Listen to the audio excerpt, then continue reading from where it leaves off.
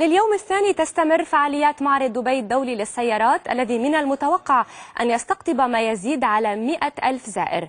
ويعرض مصنعو السيارات على مدى 5 أيام أكثر من 600 سيارة، من بينها 100 سيارة جديدة تعرض للمرة الأولى في المنطقة، إضافة إلى سيارات رياضية هجينة. للمزيد حول آخر ما توصلت إليه صناعة السيارات معنا مباشرة من هناك الزميلة مريم صليبة. تفضلي مريم. نعم ملاك، بالفعل كما ذكرتي هي النسخة الأكبر في تاريخ معرض دبي الدولي للسيارات. أكثر من 600 سيارة، أكثر من 110 سيارات إطلاقات جديدة إقليميا ودوليا، وأكثر من 15 سيارة تصورية.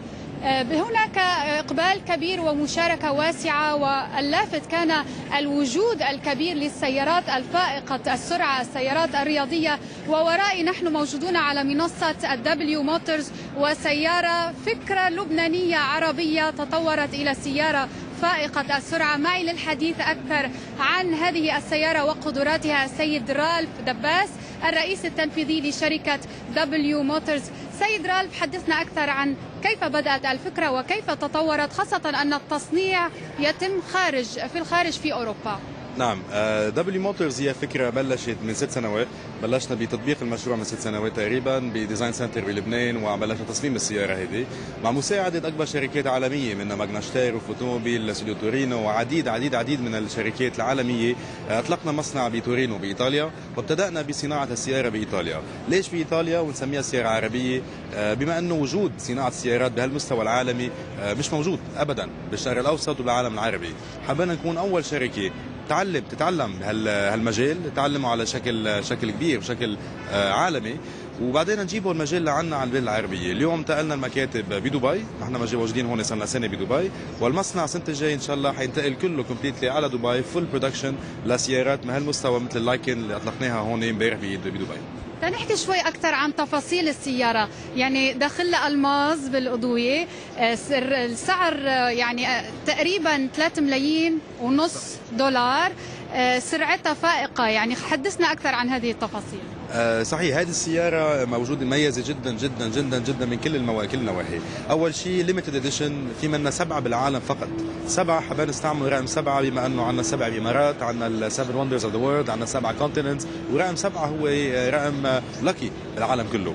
ديزاين تبعها كمان بيستوحى من رقم 7 بالعربي اللي هو الفي شيب، بتشوفوا بالضوء، بتشوفوا بالدولاب، بتشوفوا بالضوء الوراني وعلى السقف، بكل زاوية في عندنا رقم 7 كمان.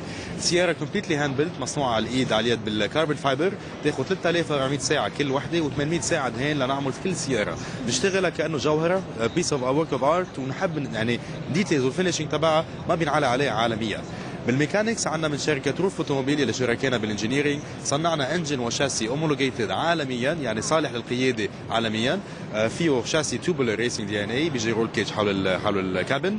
انجن ميد انجن 6 سيلندر فلات 6 توين توربو، 770 حصان، 1000 نيوتن متر تورك، 0 ل 100 بثانيتين.8، وسرعة قصوى 395 كم بالساعة، من اسرع سيارات بالعالم. يعني تعتبر من الاسرع بالعالم وايضا من الاغلى. سيد رالف، انا بدي اشكرك كثير على هالسيارة الحلوة، يعني فكرة عربية وصلت للعالم.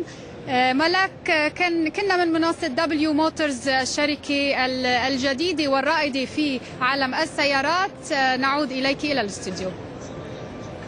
شكرا لك مريم. كانت هذه الزميلة مريم صليبة من معرض دبي الدولي للسيارات.